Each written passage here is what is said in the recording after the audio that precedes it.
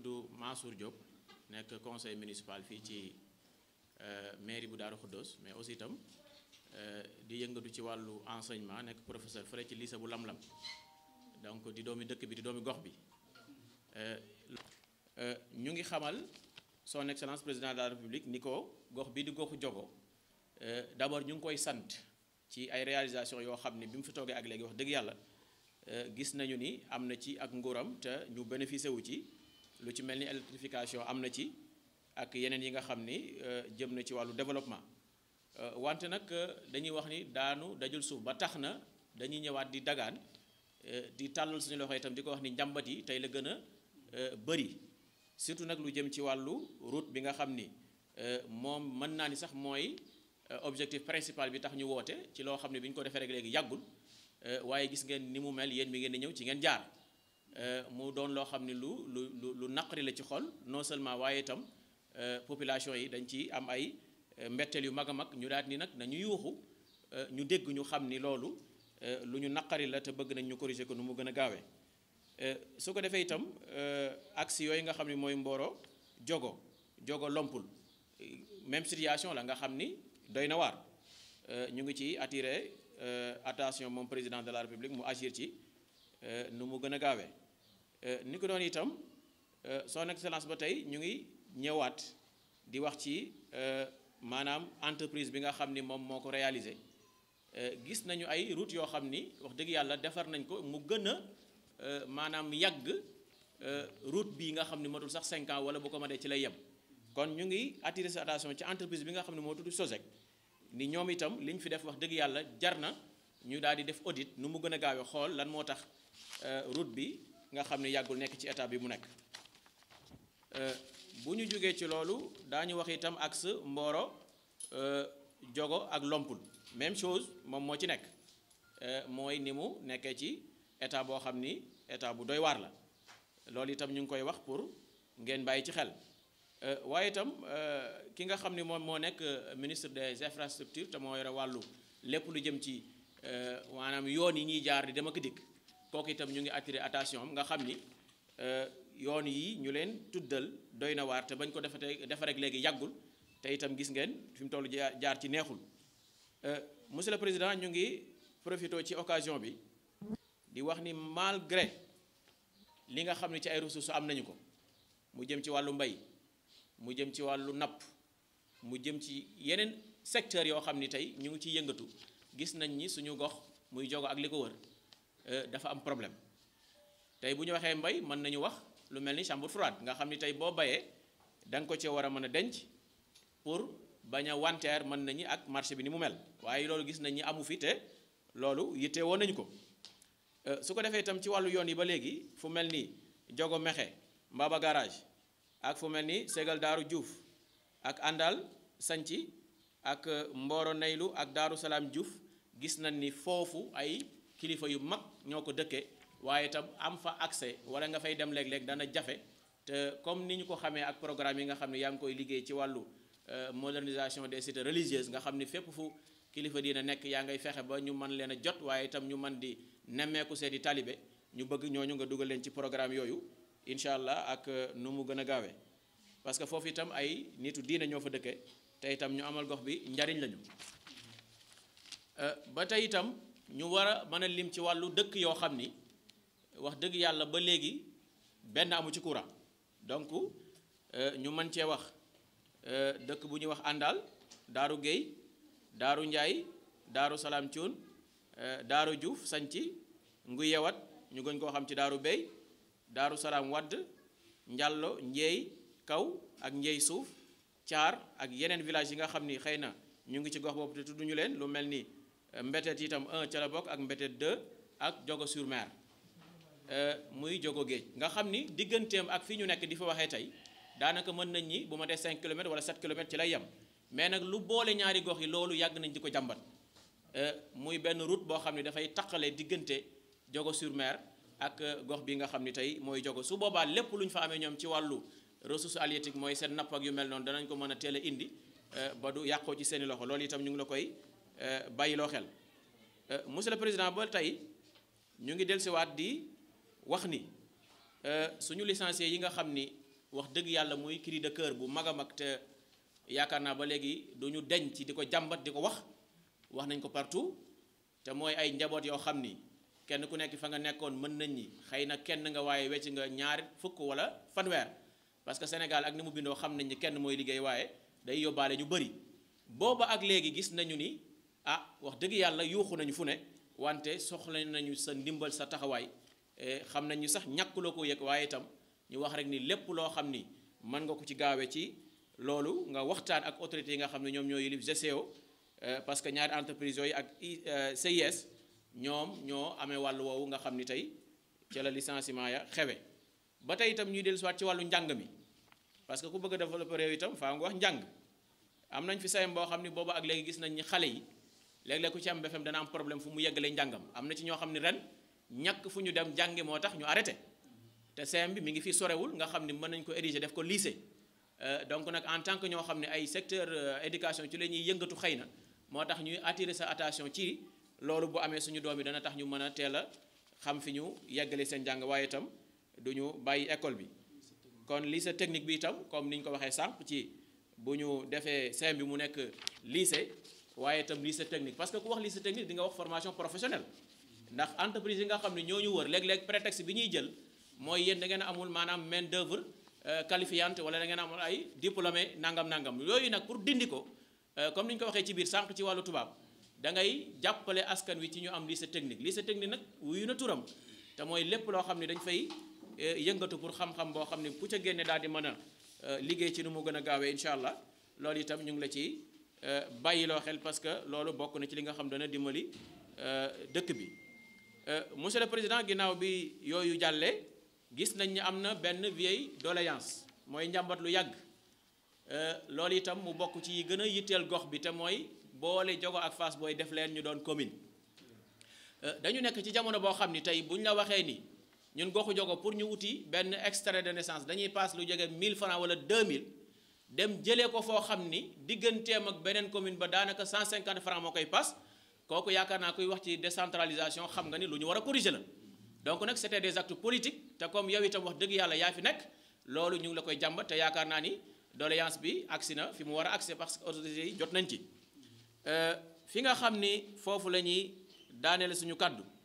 mooy wàllu suñu suuf yi nga xam ni léeg-léeg danañu gis nit ñi niñ koy saax-saaxee te bu yàggul gis nañu ngi génn ay décret loolu lépp xëy na tam pour jàppale askan wi seen suuf gën a ñoŋ yow itam ñu ngi la ci bàyyiloo xel ni suñu commune bi loolu bare na fi parce que léeg-léeg ñu wax askan wi ci yoo xam ni léeg-léeg du doon seen maanaam njariñ wala sax ñuy jël seeni tool ci façon yoo xam ni xaw na doy waar am na loo xam itam mbokk yi jàmbat nañ ko bu baax a baax mooy ndox mi ak qualité bi dañuy wax ni ndox moom mooy dund yaakaar naa sax pour nga sangu set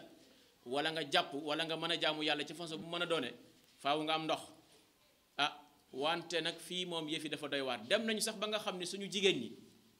non seulement wuti ndox solal na leen waaye tey ñi ci nekk jigéen léeg-léeg nga dem visite yi ñu la yow de ndox mi ngay naan am na ci loo xam ni moom moo indi lii wala moo ko sabab te yooyu itam yu doy waar la su ko defee loolu itam ñu demander à ce que ñu mën ñoo defal ay forage yoo xam ni nappe phréatique bi xëy na ak ni mu mel techniciens yi incha allah su boobaa daan ci bàyyi xel ba ñu mën a am ndox mu sell di daanee la rek ci licenciement itam ndax waxoon nañ ko sànq muy njaboot goo xam ni kenn koo ci gis daanaka la mu yoroon ci ay responsabilité bëri na waaye tey gis nga ku ci nekk am nga problème parce que ku miinoon weer dee nga fayeeku dem kenn du la xamal dara nga am sa sutura dem ba yàgg mu am nu mu mel kooku wax dëgg yàlla yaayoo nga ndimbal yaa waxoon nag ni bu ñu nekkee ci période Covid bu kenn licencié kenn loolu nag fii la xew wax nañ ko waxati ko kon ñu ngi lay ñaan nga àddu ci te wax ak kilifa yooyu nga xam ni xëy na ñoom ci ñoom la loolu xewe Cheikhouna Diouf doomu xalifa général de Daaru Salaam Diouf sëñ Mudu Mbenn di ñëw comme njàmbel yi ñu fi indi ñëpp rek ndax wax nañ ko ci biir wax bi comme moom kilifa la jiite mbooloo mu bari ak njaboot gu bari tayit mu am loo nga xamante ni ab gouvernement daf ko warloo ak doomu aadama mooy doomu aadama mënut a ñàkk a lekk mënut a ñàkk a naan mënut a ñàkk a faju te fi may tàmbalee mooy fi sëñ Mansour daanoo mooy ndox mi ndax doomu aadama bu juddoo ndoxoy njëkk ci moom bu génnee àdduna ndoxaay mujj ci moom te loolu am nañ ci jafe-jafe yu mag yoo nga xamante ni tey damay wax ni sax dañoo waroon root ay butéel yu weex te taaj ko fii mu gisaale ko moom ci boppam moom président de la République ndax werante xooxaan olof yi nee nañ tekki tubéy. baneen bi muy côté agriculture parce que zone Diogo balaa industrie yi ci mbay lañ doon dund tey defe naa ni Sénégal ba Sénégal daj amul ku ci man dund Diogo ci mbay te man natt bi may def toujours di ko faral di wax gars yi rek mooy nee naa leen nañ dem ba nañ def gëstu ba fa ñuy li ñuy bay fañ koy consommer fa muy jugee maanaam muy saar gi nga xamante ni moo ñuy produire gasoil bi ñu arrosé ci tool yi yaakaar naa bu ñu fa demoon xool lay dagg ay bon yu jëm Diogo ci at bi danañ xam ni ñi ay jàmbaar lañ ci mbay mi ndax gasoil bi tuuruñu ko tey lakkewuñ ko mbuur defewuñ ko dara ci tool yi la jëm kon ñuy dagaan ndax daaw mbay yàqu na fi mu baree bari di supame di carotte di pomme de terre ñuy dagaan ci président de la République comme yow la fi yàlla teg teyit lu doxal askan wi rek ci ngay nekk lu doxal développer sam réew ndax dañ lay seetaan boo demee France booy def say discours doo di liñ may jox fee laa ko jëmee Gambie wala beneen réew Sénégal ngay wax ñu nit li ñuy dagaan ni tund Diogo moo ñu yiteel ñu dimbali ñu ci ay chambre froide dimbali ñu ci suuf si foofu sax laa waroon tàmbulee ndax balaa ñuy am lu ñu dugal ci chambre froide moom suuf si ñuy bayee suuf si lañ war a njëkkam moom ba pare ndax mën naa ni baykat yi fii moomuñu seen suuf ku ñëw daal ci seen kaw nangu lu la neex yóbbu industrie yaa ngi fii di leen menacé CCO dañ lay wax nangami junni hectare jël parc éolien bu Taïba Ndiaye jël na nangami junni hectare African Energy yooyu yëpp di ay mbir yoo nga xamante ni daje na tiital ñu ca tey man li ma jaaxal industrie yooyu bu ñu balaa ñuy tàmbali dañuy wax dañuy embauché lu mat junni personnes Diogo li ñu fi jëloon motul sax 200 personnes gis nga am na ñu ci dàq wax nañ ko ci wax ji boobaak léegi genn mënoo dégg benn amuñu ci benn solution amul benn kilifa boo nga xamante ne sax ñëw nga fi yéey ci yàbbi ñooñu yoroon ay njaboot seen njaboot yooyu jaaxle mbay mi doxul yaa ngi góorgóorlu ba ñoral ay tonnes boo paree da nga ci tuur ko ngay mujj wala nga wanteer ko lenn li baana yi jël ko dem ak ñoom leneen li ci des nga tuur ko ci sën bi ci am réew mu ne su ko développé ci lu dul mbay damay faral di wax ni Sénégal bu ñu bëggee mu développé il faut ñu dooleel mbay mi kon dañ lay ñaan yow la fi yàlla teg nga dooleelal ñu mbayum Diogo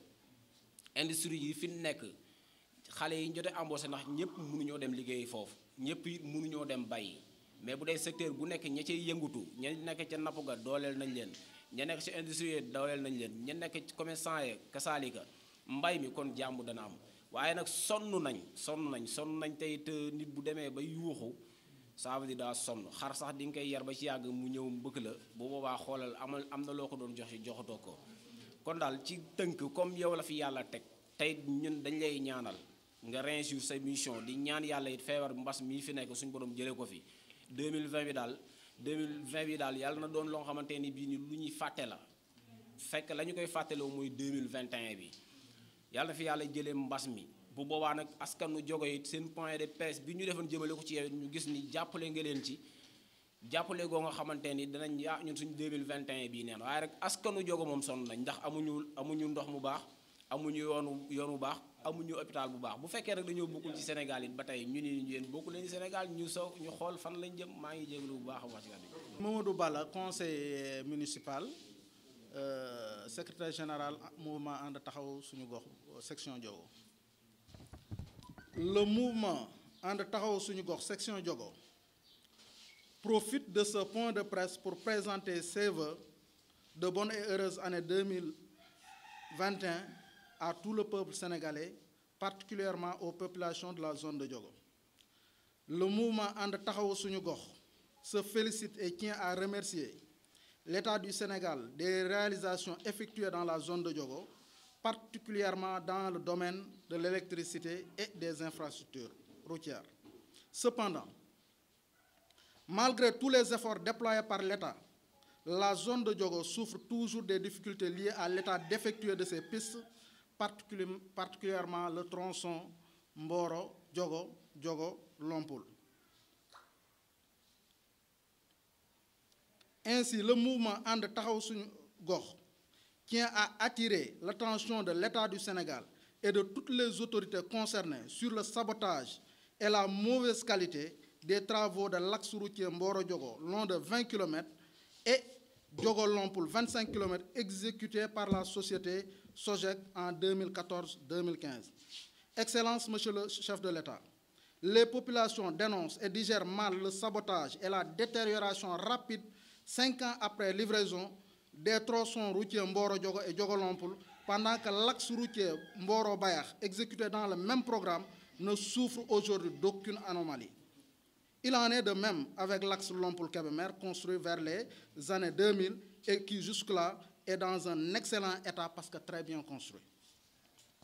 Cette comparaison reste une preuve suffisante qui met à nu l'inexpérience et le sabotage des travaux exécutés par la société Sogec dans l'axe Mboro-Lompoul-Diogo, Mboro-Diogo-Lompoul. C'est pourquoi nous interpellons l'État du Sénégal pour un audit des travaux exécutés par Sogec dans la zone de Diogo et une réhabilitation des actes routiers Mboro-Diogo-Lompoul, route qui se trouve aujourd'hui dégradée en moins de 5 ans après son exécution. C'est le lieu également de lancer un appel solennel à l'Agence autonome des travaux routiers de la région de Thiès, à travers son administrateur Mamadou Faye, pour la réhabilitation et l'entretien périodique des actes routiers Mboro-Diogo-Lompoul, une route ô combien importante, car en plus de son statut de piste de production, se situant dans la zone des Niayes, elle constitue une desserte pour les nombreux véhicules et populations venant des régions de Louga et Saint-Louis vers Dakar. Étant conscient que l'émergence de la zone de Diogo ne pourrait se réaliser qu'avec des infrastructures routières de très bonne qualité, nous avons jugé nécessaire de saisir l'État du Sénégal à travers son ministre des Infrastructures, M. Mansour Faye, pour lui faire part de l'impérieuse nécessité de réhabiliter l'axe Diogo-Lompoul et l'axe Diogo-Mboro, vu l'intérêt qu'il suscite sur le plan économique.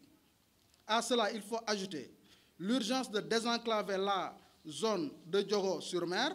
par le bitumage de l'axe Diogo-sur-Mer-Diogo, long de 7 km, qui polarise aujourd'hui beaucoup de villages avec une forte concentration démographique et jusque-là des populations qui vivent sans eau ni électricité. Malgré leurs nombreuses potentialités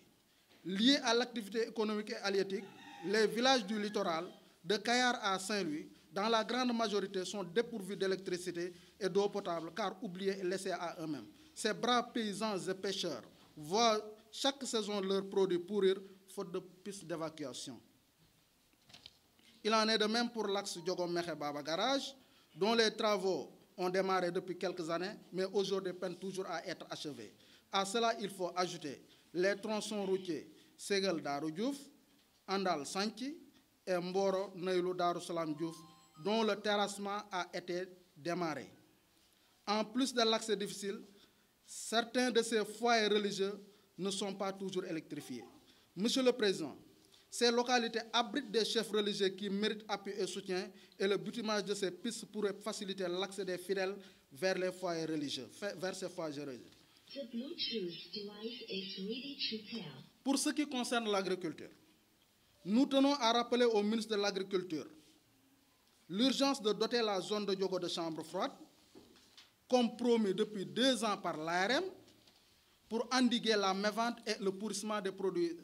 agricoles et ériger la zone de Diogo en pôle agricole équipé de magasins de stockage et de centres de transformation des légumes et des produits agricoles. En effet, équiper les paysans d'infrastructures agricoles modernes aiderait bien à augmenter leurs revenus et constitue un vrai moyen pour dissuader, un vrai moyen de dissuasion contre les périlleux chemins de l'immigration clandestine. Excellences, Monsieur le Président, malgré les nombreuses réalisations dans le domaine de l'électrification,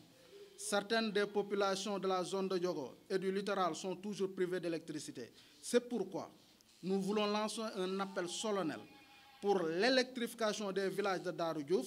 des villages de Sanki, Andal, Darou Gueye, Darou Ndiaye, Darou Salam Thioun, Nguy Yawat ou Darou Bey, Darou Salam Wad, Ndiallo, Ndieye Kaw, Ndieye Souf, Thiar et tous les villages de Mbetet 1 et Mbetet 2, y compris Diogo-sur-Mer, et leur ravitaillement en eau potable. Monsieur le Président, ces villages, habités par de braves citoyens, méritent d'être soutenus car ils contribuent positivement au développement économique de notre pays. À cela, il faut ajouter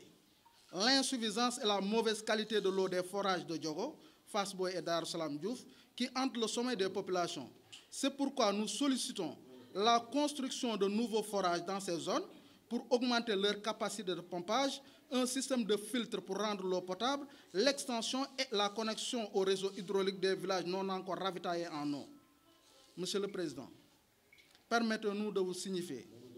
que pour ces forages, de nombreuses démarches ont été faites pour filtrer l'eau, mais jusque-là, aucune solution n'a été trouvée. C'est pourquoi nous avons pensé que seule l'intervention de l'État, à travers son ministère de l'hydraulique, pourrait aider à rendre l'eau potable. Monsieur le Président, permettez-nous de vous rappeler que malgré la présence des entreprises telles que GCO, ICS, le chômage des jeunes reste aujourd'hui pandémique dans la zone de Diogo et pousse ces derniers vers l'immigration clandestine. C'est pourquoi nous demandons l'augmentation de l'emploi local au bénéfice de ces jeunes, l'érection du CM de Diogo en lycée, mais aussi et surtout la construction d'un lycée technique orienté au métier des mines, vu la présence de l'entreprise GCO et l'implantation future des phosphates de Ngoyouade dans la zone. Monsieur le Président, ceci pourrait renforcer la qualification de la main-d'œuvre locale et faciliter l'emploi pour les générations futures. Monsieur le Président, aujourd'hui, la santé est une priorité dans la zone. Ainsi, pour augmenter l'efficience et l'efficacité des soins, nous demandons à l'État, à travers le médecin-chef de région de Thiès, le renforcement des infrastructures sanitaires du poste de santé de Diogo et son érection en centre de santé, vu la forte population qu'il polarise, mais aussi la création et l'équipement de nouveaux postes de santé, surtout dans les zones éloignées et surtout dans le littoral où les malades peinent à rallier les postes de santé de Diogo et de Fass Boye. Ainsi, Monsieur le Président, nous pensons que l'érection de Diogo et Fass Boye en commune de plein exercice reste la seule solution pour atténuer la souffrance et l'inquiétude des populations et permettra de corriger l'iniquité territoriale des communes de Mboro et Darou Khoudoss. Nous profitons de l'occasion pour demander à l'État de veiller davantage à la spoliation foncière qui hante le sommet des populations de ces communes. Enfin, nous ne saurons terminer notre propos sans demander à l'État du Sénégal de servir de médiation pour faire de tout son possible afin que nos frères et sœurs employés licenciés de GCO et CIS puissent réintégrer leur poste de travail, car derrière chacun de ces licenciés se trouve toute une famille vivant aujourd'hui dans le désarroi, l'inquiétude et la précarité. C'est pourquoi nous sollicitons des autorités de GCO et de CIS de revenir à de meilleurs sentiments afin que ces pères et mères de famille puissent retrouver leur poste de travail pour le bien-être de leurs familles respectives. Jërë ngeen jëf.